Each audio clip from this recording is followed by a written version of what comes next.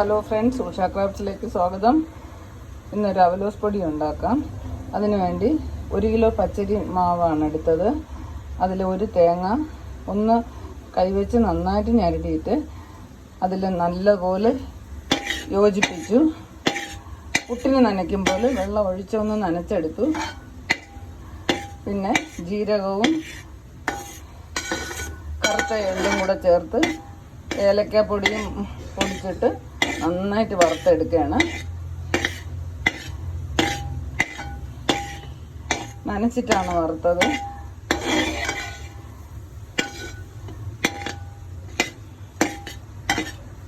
കുറച്ച് ദിവസം വച്ചിട്ട് കഴിക്കാനായിട്ട് നല്ലൊരു ആഹാരമാണിത്. ഒരു ട്രഡീഷണൽ ഫുഡാണ്. നല്ലപോലെ വറുത്തെടുക്കാം.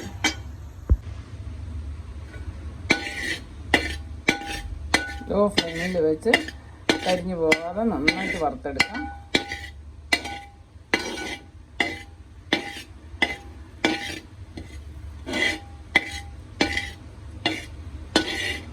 കുറേ സമയം ഇളക്കേണ്ടി വരും. സമയോടെ നന്നായി ഇളക്കാം.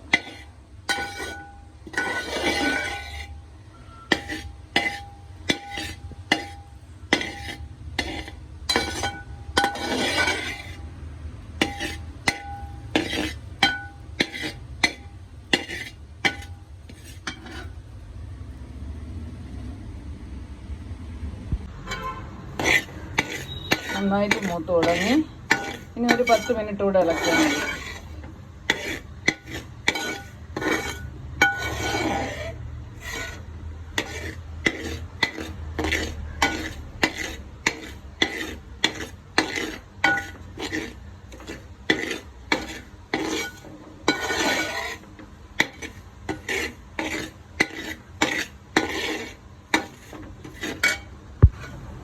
നന്നായിട്ട് മൂത്തിട്ടുണ്ട്.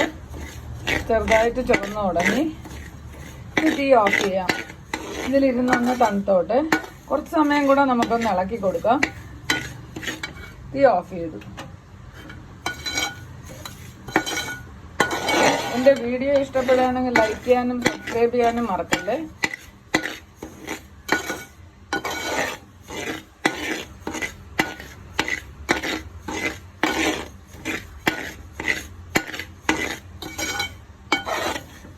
പാത്രം ഒന്ന് തണുക്കണ വരെ ഇളക്കി കൊടുക്കണം, അല്ലെങ്കിൽ അടിയിൽ കരിഞ്ഞു പോകും.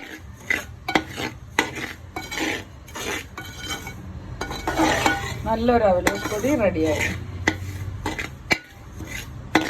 ഇപ്പം വേണമെന്നുള്ളവർക്ക് മധുരം ഇടാം.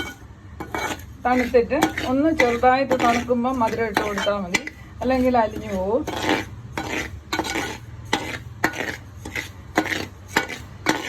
ഞാനിതിങ്ങനെ എടുത്തു വച്ചിട്ട് കഴിക്കാൻ നേരത്താണ് മധുരം ചേർത്ത് കഴിക്കുന്നത്.